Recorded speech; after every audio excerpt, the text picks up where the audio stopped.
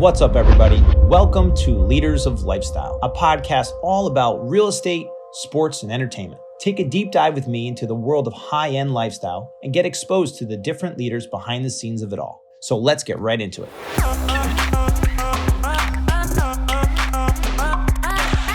Welcome, everybody, to Leaders of Lifestyle podcast. I'm your host, Michael Ferraro, where we meet and talk with some of the absolute best in the world of lifestyle, sports, entertainment, and of course, real estate. And we have an amazing special guest with us today, one of my co-agents, one of the best in the business from Compass.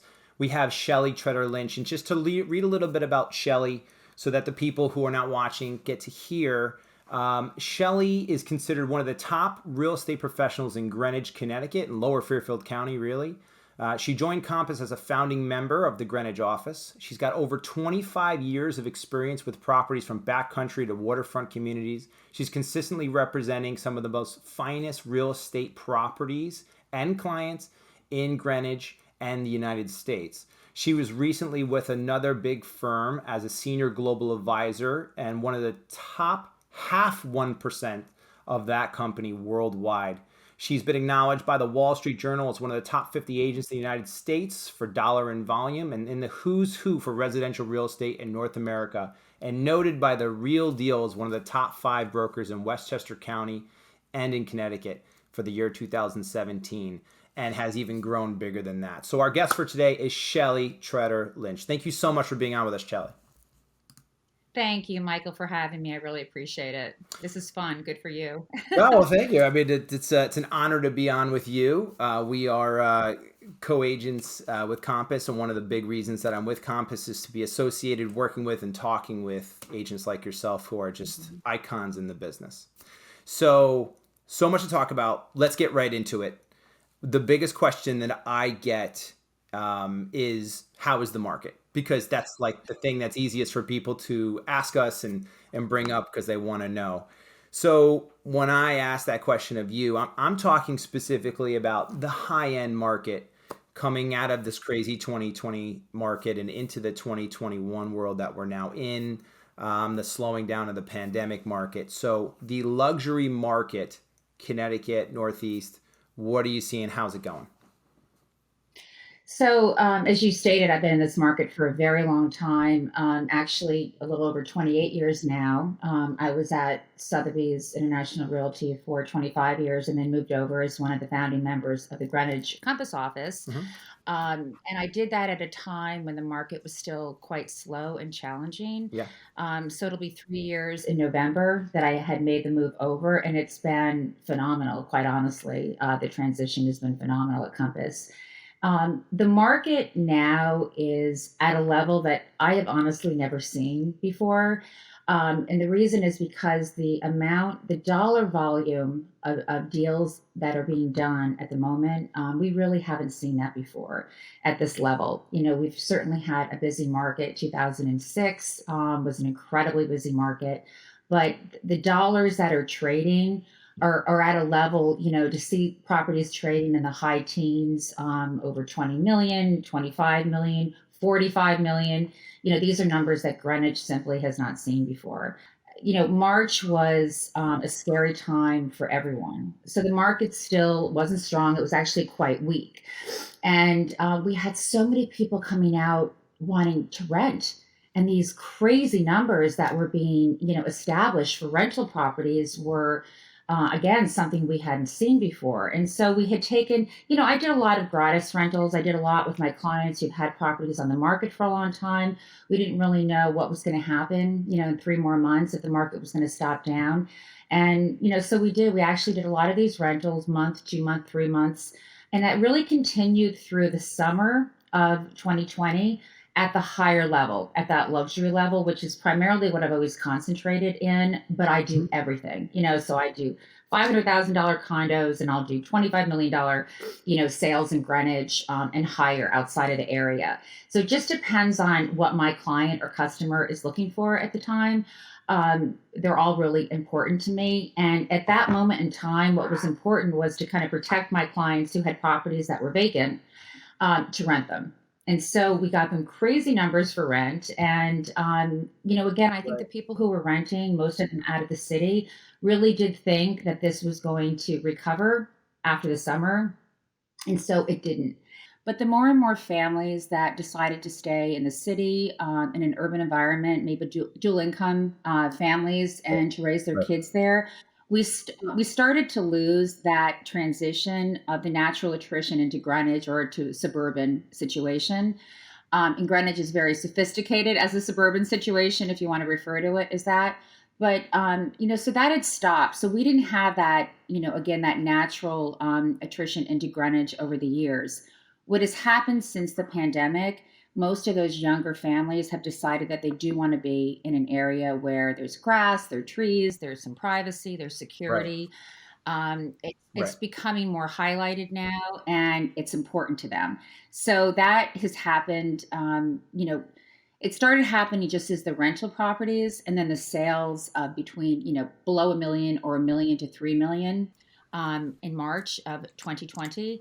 But in August, September of 2020, people really realized that their life, and in this case being Manhattan, also in LA, they're just different areas, San Francisco, which are all amazing cities, that for them, they wanted something a little bit different. And we just haven't experienced the influx at such a rapid rate that we have right now. And Right. it has continued.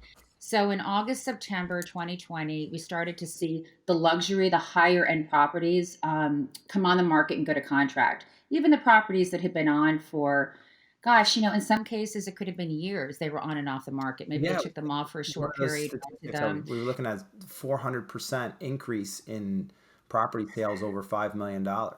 It's just Yeah. things that when I was trained, for 16, 17, 18, that's, just be prepared. This is going to take a year, is this is contract Mhm. now. This is a real deal, you know? It's the real deal. It's the real deal, and thank goodness, because people have really they've invested a lot in their lifestyle in Connecticut.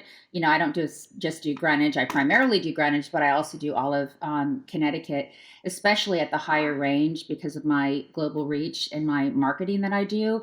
And so I was seeing deals that were taking place at such high levels in different communities, and I thought, wow, finally good for them, good for all of these sellers that they're, able to realize what they should have given the dollars that they've put into maintaining their homes, and living a great lifestyle.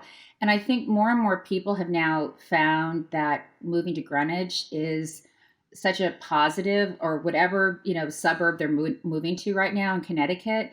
The tax situation is still better than, the Yeah. tax situation Yeah. in New York State, New York City. But again, people have their own, reasons for moving, but they do want a place that they can escape to. So in 2020, August, September, we found that luxury end, for 4 million, 5 million and up, start to Yep. trade. And it's just gotten higher. The numbers have actually gotten higher. Everyone's thinking, when is it going to stop? I don't think it's ever going to stop. It could slow down. Yep. It has maybe slowed down a little bit right now just because of the lack of inventory Yep. that we have. And and another thing that's happening a little bit is there are some sellers who are putting their properties on excessively high Right. because this is, you know, taking place. But those properties aren't going to sell. They're going to go through their own, Yep. kind of They're going to releveling with create what's the going on. inventory that I'd always looked at a natural progression of a plateau because the market wasn't built on some false thing. We're going to have a crash. Real estate doesn't, it's not a speedboat. You don't have that. It's a Titanic. It takes a while. It's the trends to happen. So you're going to have this situation right now. And I'm agreeing with you completely. I saw the same thing where it's just Mhm, like the same mhm. thing where that market was going to then go through the cycle of needing to plateau so the inventory can build up. But what's interesting about what you're Agreed. talking about is that, and I find fascinating, is that we had Fred Camillo, the mayor, the first selectman of Greenwich on. We were going through all the different stuff that he was working on to build up Greenwich before 2020 ever happened. We were talking about all the different Mhm. policies and how great Greenwich is and how much value it is. And it's interesting that the smart money has found what we knew all along, which how valuable Greenwich was, like with all the reasons that you were talking about, because Greenwich gives the ability to be by the water, you can be by the beach, you can have close to town, you can have backcountry, you have small, everything. And I Mhm. did have a question for you on this topic. The trend, the trend that you are finding of buyer demo that is buying a lot of the higher end properties, not even just, the family stuff, but um, location wise, everybody would think New York City, Mhm. Hamptons. Is that what you're finding, or are you finding different trends of buyer demo? Um, I'm definitely finding different trends. We've actually had as you mentioned, Manhattan without a doubt are people that are coming into Greenwich. A lot of people are coming into Greenwich that have places in the Hamptons, and maybe they want to keep that place in the Hamptons, but they still want to have a place in Greenwich because the Hamptons year round doesn't have the infrastructure that Greenwich does.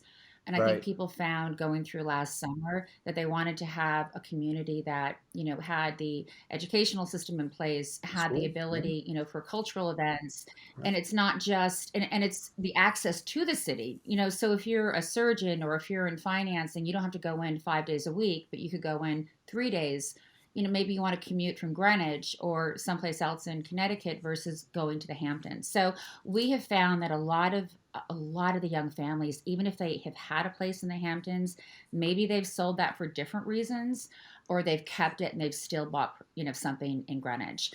I've had clients who have purchased from me from LA, because of what's going on in that state, in California and in Brentwood and that whole area. And some of them have homes in the Hamptons, but they still wanted their full time place to be Greenwich. One person in New Canaan.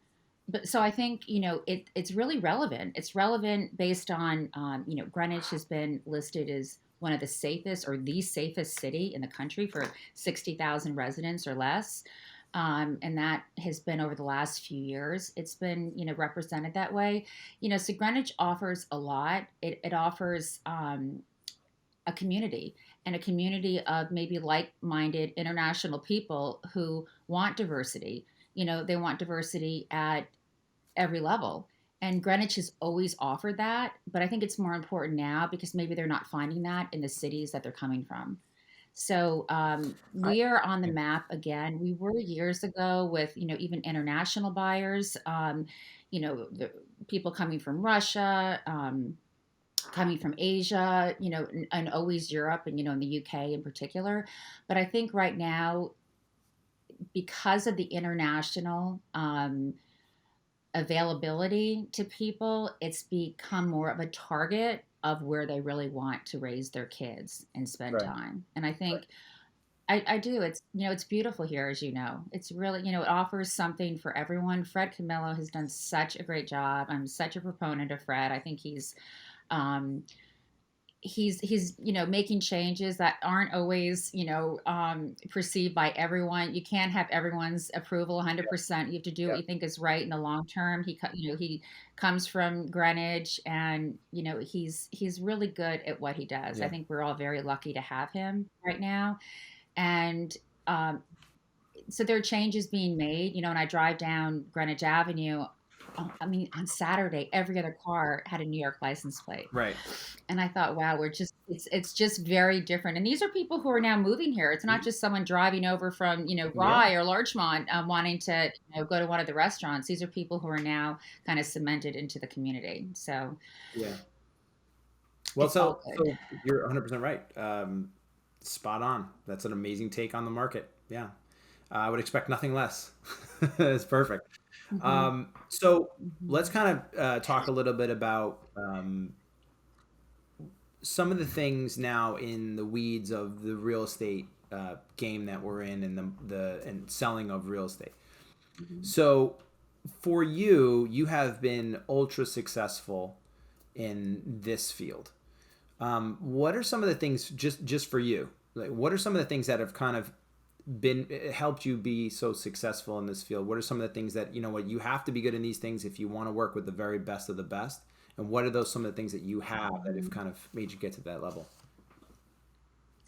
So, I've been really fortunate to play in that arena, and it's But as you know, it's very difficult. There's nothing easy about any level of the market. I think the more money someone is spending, potentially, the harder it could be. People think a large transaction is just as easy as a smaller transaction. They're all difficult for different reasons, but I think the demand of some of the clients who are, rock stars in their industries, whatever that industry is, they expect to have, information that is, you know, quick and available, and you need to be available. You need to have someone available, and they expect really you.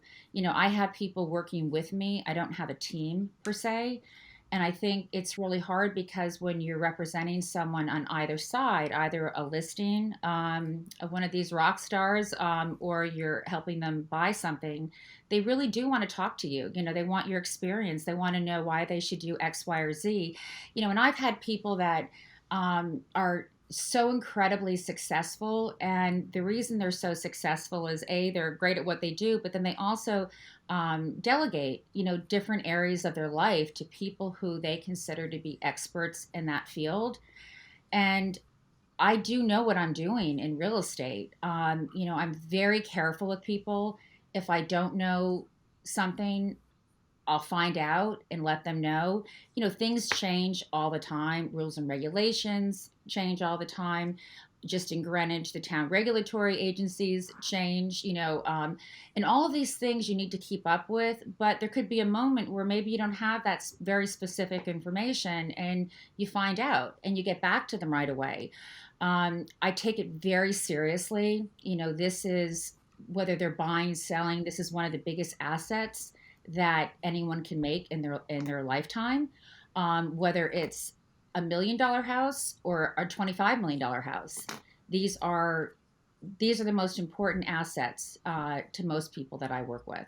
And so, how I deal with it, the information I give them, the timeliness of it, the advice I give them, there's a part of this that you just, it goes through experience. You can't just read it in a book. You have to go through all of the details. Each experience is different. But I think the most important thing is, I'm very honest with them about everything. I would rather, my first question and thought when I'm selling something to a client is, what's the exit strategy? Mm. So where some people might be, pay this and you'll get it, I could say pay this and you'll get it, but know that you may lose $1.2 million in 5 years. If you add X, Y, and Z and double the size of the house, you're not necessarily going to make that money back. So I'm very careful with the information that I give them. Strategy is so important. And so the exit strategy is just as important as getting the house itself. I've had some clients say, look, you know what? I could lose it anywhere. I'd rather be in this house with my family, enjoy the next 15 years. No one has a crystal ball. And you can also use all the metrics from years past as to what's going to happen, but you don't know. Who would have ever thought a pandemic would, take place? Greenwich would soar to levels that were, beyond what people had anticipated years ago. So I think you don't know, but you just have to play it safe. And as long as they have the information, they can make that decision. Because some people, do have that kind of money where they're okay if they lose a little bit.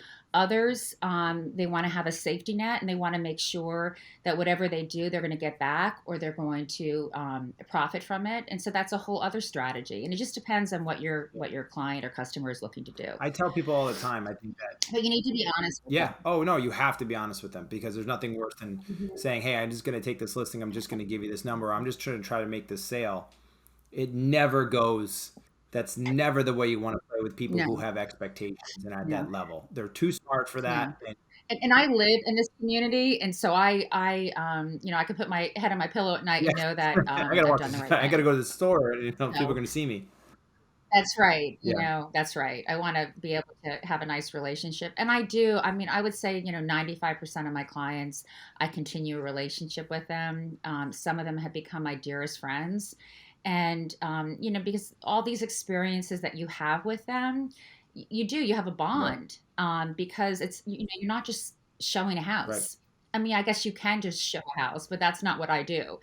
I roll out the whole package and I do whatever I can to make sure that, everyone feels comfortable and that they have all the information before they make a step This forward. is one of my favorite things about doing this podcast is that when I get to talk to agents at your caliber, at your level, there is such a clear distinction as to why you have been one of the best of the best. Because in our field, we have to be marketing experts, we have to be analysts of the market, Mhm, we have to be an HR mhm, department, we have to be a financial advisor at times, a psychologist, and we have to be a lot of mhm, them. And when we work with very, very high end clients, you have to be all those at once and the best of those fields.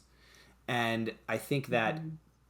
what's amazing about you is you could tell me the months of inventory, the market trends, but you also could tell me the latest Mhm. marketing techniques that would need to be done using a lot of the Compass tools that we could use for overseas buyers and how to get it in front of them. But you can also tell us about the financial Absolutely. exit strategies or how to maintain the property. And I mean, that level of Mhm. expertise is what the best of the best. So when people ask me like, how do I get to that level? You it takes time and you have to grow, but you It have to be does the take best of all of time, those Michael. things. You're 100% correct. It takes time. I mean, some people may walk in and get lucky for a few sales, but to have consistency over the years, it's about determination, perseverance, integrity, and you need to be able to pull yourself up all the time because in one day you could have the greatest disappointment in a situation in real estate, and then you can turn around and get maybe one of your biggest deals done 3 hours later. So you just don't know. I mean, you have to give yourself a chance to kind of go through all those emotions, even though you don't really have time to, but you need Mhm. to, because it's still hard when you're you know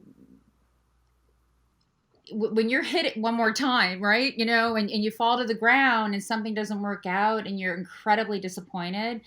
I don't care how long you've been in it. I mean, this is business to me. So I can separate a lot of things now. When I first entered the business, it was very personal, and you just realize quickly that that can't happen. You need Yeah. to move as quickly as your clients and customers are. There's no time to feel sorry for yourself. There's no time. You just need to keep moving forward because every day offers a new opportunity. And that's actually what the greatest thing about this business is. I love the fact that you're not dealing with the same people every single day. I love that you come into the office and you're dealing with your like circle of love every day, and the people Yeah. who support Yeah. you every day. But then you go out in the world and you are working with some of the most amazing, fascinating people that you could ever, think to meet with, and a variety of them, because so many people, whatever their industry is, they will meet a lot of other people that are maybe greatly successful, but maybe in the same industry. Right. But here we're always immersed within all different industries and different people I'm always curious about, how did you get successful, what happened, and because Yeah. I find their stories so fascinating.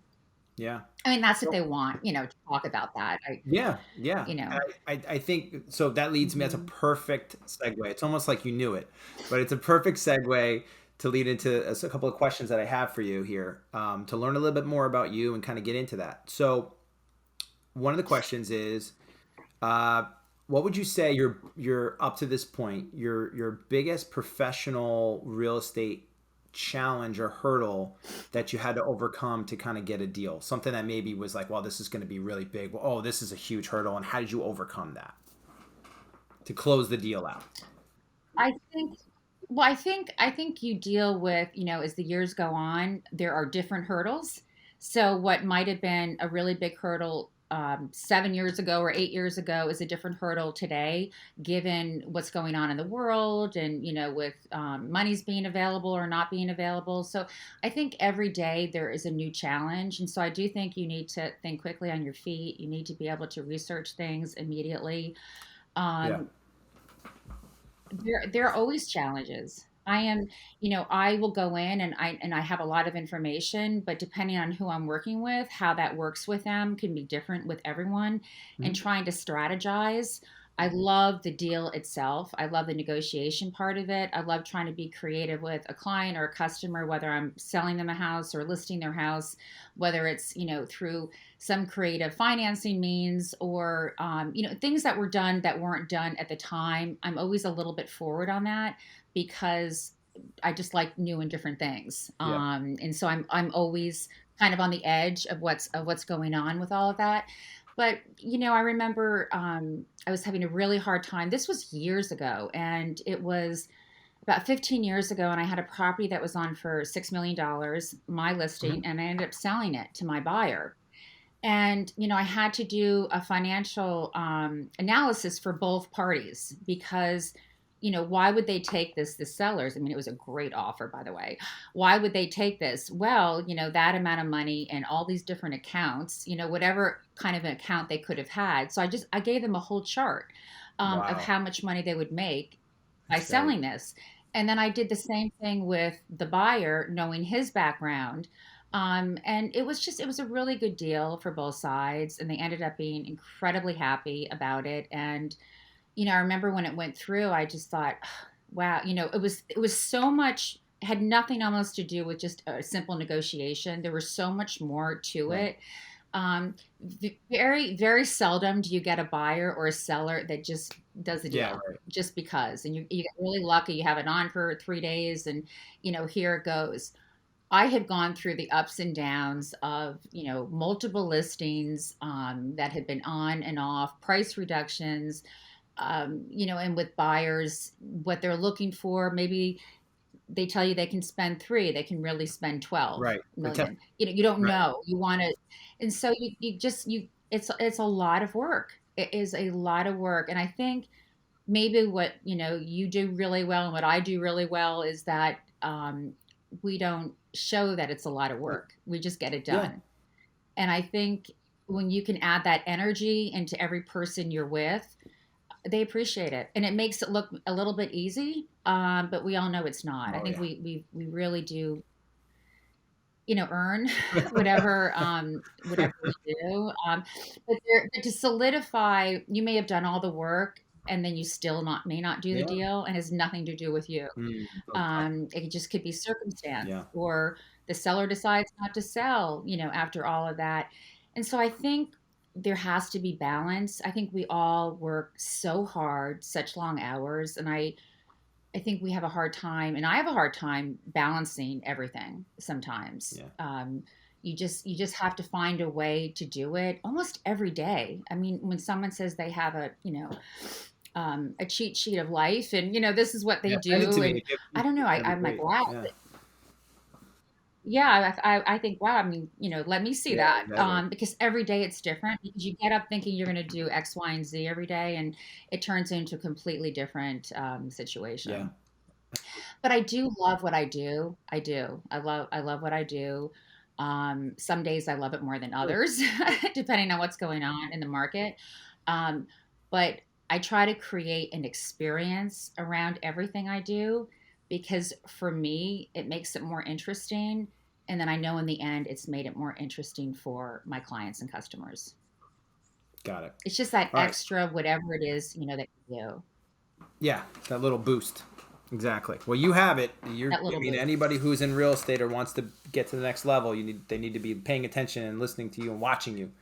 Um, so I want to go to some questions again here that that are kind of just like rapid fire questions, if that's okay. Sure. Okay. So first question. We talked about, but I mean, all right, this is the big one of all the rapid fire questions. So, would you say professionally or personal? What's your biggest professional or personal achievement? I think um, so. I'm always about like little successes and little achievements along the way. Hmm. And I think what I have a hard time doing is someone will say, "Oh, go out and celebrate this deal or that deal," or um, you know, have champagne. And I never really celebrate the deals because I'm always thinking, I've got to work on my next deal. It's very hard for me to like sit back, and I need to learn to do that. Yeah. So with business, I think it's not just one success, it's just knowing that my clients are happy, and I am doing the right thing by them. But on a personal level, it's my family. I am, I love my friends. Your friends, they help your soul. Actually, you need to have your friendships and spend time with people. But my family, I feel like being able to give back to them in different ways, especially my son. Having been divorced from his dad when he was really young. So my goal was, creating a life as though I wasn't divorced. And so that's probably my biggest success to me personally. Traveled with him all over the world, because we didn't have a normal ski house in Yeah. Vermont, so we would do other fabulous things so I think that's really been my personal That's your why. success That's your big why. because I think he's a very well adjusted human being. Yeah. Yeah. So Yeah. that's, um, but, for business, that I'm still here Well, you are definitely still selling. here. Um, That's for sure. It's, because, it's just that I'm doing it. And it's what's interesting, Michael, is when I left my other company and went to Compass, I had this resurgence of energy that I didn't know I would have. And so I'm growing my business in different ways that I didn't realize I would Yeah. grow it. I'm helping to launch Nantucket Compass Yeah. with Mary Beth Gilmartin. And that has been incredibly exciting because, summer is a little bit, quiet in Greenwich. So it won't take away from my Greenwich business. It will just Yeah. add. And so, I'm just trying to do different things that, someone might look at and say, how do you have time? Well, I don't know how you make time for all these things, but you just do if they're important to you, If you have passion for them, yeah. Absolutely. Absolutely. if you have passion for them. Yep. Mhm. Um, I So, it's interesting because, early on when I was so much younger in this business, and if I had, a high profile person or, a celebrity, you go through this period of feeling really excited about it, or a sports personality. Um, Everyone to me is the same. They're all my clients and customers. They're all treated exactly the same. I have a lot of stories that I can never tell because of all the NDAs yeah. I've signed, Yeah. of some pretty amazing people that I've worked with. And you just can't talk about them. It's their lives. But I've had some amazing experiences because I do deal with a lot of high profile So I people. gotta I gotta ask it. Um, I had other questions, but I gotta ask it because it's people are gonna listen and just want to know. So just take us to this like the kind of the start of it all for you. So like did you getting to the point where you are now, did you start like a lot of other agents where, hey, I got my real estate license, I'm trying to understand how this works, I'm paying my dues, that kind of thing? Or mhm, how did it start for you? You've been in the business for mhm. a little while, you've had massive success, so people are going to want to know how it Yeah. started. So, so when I graduated from college, I worked for all of 6 months in advertising, and and there was some, instability in Yeah. that because they lost their account and that was kind of their business. And I thought, well, let me go into a more stable business, which is real estate, Yeah. Right. which absolutely is not. But my father was a very big developer in Manhattan. He did office buildings. He did, in the suburbs. He did, communities down in Florida. As he became older, he did single family homes, just custom homes. And I actually thought I would be building. I thought I would get into the development. That's what I wanted to do. And when I got into the market, so like in the early 90s, the market was so bad. It was so bad.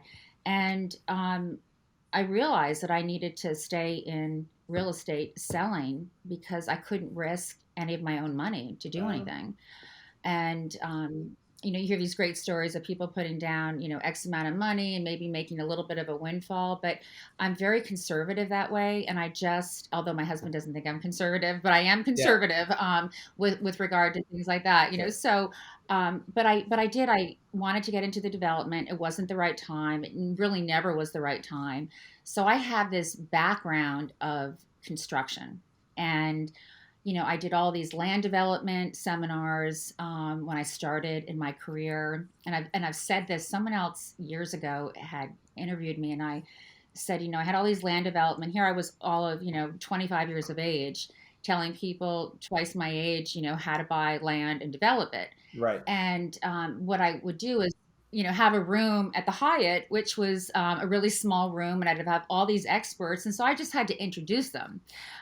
Basically, I would collect them all, and they did everything for me. And then a year later, I had over 100 Wow. people. So I think you just try hard. It is so much hard work when you have to work and you want to make a success of your career. You just Yeah. do it. If I knew then what I know now, and all the hard knocks of this business, I don't know. It's a hard decision. I've had such great success, but it hasn't gone without a lot of stressful situations and times. There's no guarantee to this business. Although you're always making good money, and I really do. I feel like you can make an amazing career Right. out of real estate, and you can get into different areas of it. You have to invest the time. You have to invest a lot of time of yourself So was into it it, when you got and when treat you people really well. of course, of course, because you're not going to get, this business Mhm. is all about, especially in our No. market, it's all about who do you Mhm. know and how you're treated and how they treat you, um, and how you treat them, obviously the service. So right out of being, uh, getting out of marketing and going into the real estate and being a daughter of a big developer, was it like, oh, here's $25 million listings every day? Was it like that? No, no, no. Um, it wasn't, as a matter of fact. I mean, my first deal was actually it was a big deal. It was a $5 million deal, and that was a lot of money then. It was also a huge learning experience, and I greatly appreciated that. And I think everyone thought, "Oh, lucky her! Look at her!" And then it got really tough. So, What got tough? like I said, you might get, one, just the market, the Oh, okay. business. It's really, as like you're out there every day, you're showing the markets aren't good. What I did, in the early 90s when nothing was selling, I started working with all of the banks. So I was pregnant. They didn't even know that. I was working with all the Mhm. foreclosures, and I was going down to the town hall into the vault and literally going through the land records as to what properties were going to foreclosure, pre-foreclosure. Nothing was on the internet. There was no common denominator of access to information. I had to sit down in that vault every day myself and do Wow. it. So anything I've ever asked anyone to do, like who works with me, I've done it all myself. And you really need to. You need to learn, how to do it. When the pandemic started, I wasn't like all these tools that we have at Compass. I was up at night trying to figure them all out. Right. So, because we didn't have to go into the office. We were some of the lucky ones. We had the ability to get all this work done when we could. Right. But so I think, given the different markets and the challenges and, people coming into the business, and again, you always want to keep your ethical integrity about you. And it is hard when I think the perception in our business is not always the best. You try to Right. work harder to keep, Right. yourself at a high level of integrity. Right. Exactly. So I mean, like, so then Hmm. that point in your career, you hit one, you have to hustle, and you're seeing, okay, this is going to be hard work, and you're not afraid of that. Um, when did you No. start to? start to realize or start to snowball to like, oh, I'm kind of getting, because I'm sure you had something in your mind like that's the level I would like to achieve. I want to kind of get to that level. When did you start to see that kind of snowballing to where like, wow, I have something? And would you say one of the biggest things was your network and your referral business and you're being able to stay in touch with your agents, which you said that you almost become friends and family with a lot of these people? Is that really kind of the biggest way? Yes. So when I first started, I didn't have, at such a young age, you don't have all these people who are buying, these really expensive properties. Right. You just don't have Right. that. So what I really developed, and I would go out and meet with attorneys, estate attorneys, real estate Right. attorneys, with bankers, finance Mhm. people. And at that time, really no one was doing that as much. And so a lot of my referral business came from professionals. So their referral was really important. It was always a good referral. And I did a lot of public open houses. If you're at a public open house and you're representing a great property, people just like you a little bit Yeah. more, Sure. because you're representing this really great Sure. property. When it's maybe not so nice, people don't like you as much, right? So you want to Mhm. maybe decide how you Ah, present sure. yourself, but that way you can go out and be in front of the public. We used to have floor time for call-ins. I never did that. I just would have rather have done a public open house. I did seminars. I networked. I did a lot of networking with other Yep. brokers. It's funny. A lot of people consider me to be extremely social, but I'm actually not that social, because I prefer, just to come home and be with my family more than anything else. But you have to push yourself out of your comfort zone. And, once you start doing, two things a week, it could be four things. And you just keep going and Yeah. going. But you do have to pull back and recognize, because you can't be everywhere. You can't be everything to everyone. And so when I do make a commitment to some of my, listings and my clients, maybe I don't take out as many customers at that time, or I refer them to someone else. So I try to put a realistic expectation on what I'm Yeah. doing. Shelly, thank you again so much for being on. Even through some of the technical difficulties that we had on this podcast, we got to learn so much about you and hear why you are one of the best in leaders of lifestyle and in real estate. Again, thank you so much for being on. Can you let everybody know where they can either find you, reach out to you, follow you on social, anything like that? If you could. Oh, sure. Michael, thanks for having me. I've really enjoyed this. You're a great person to talk to, and I look forward to doing a big deal with you soon. Any deal with you soon. Yes. You can either find me at Shelly Tretter Lynch at Instagram, or shellytretterlynch.com for my website. And my phone number is 203-550-8508. So, yeah, I'd love to help you if I can. And I really appreciate this. This has been really nice. I've enjoyed it. Well, Shelly, thank you so much for being here on with us. And everybody, until next time, Leaders of Lifestyle Podcast, Mike Ferraro, take care.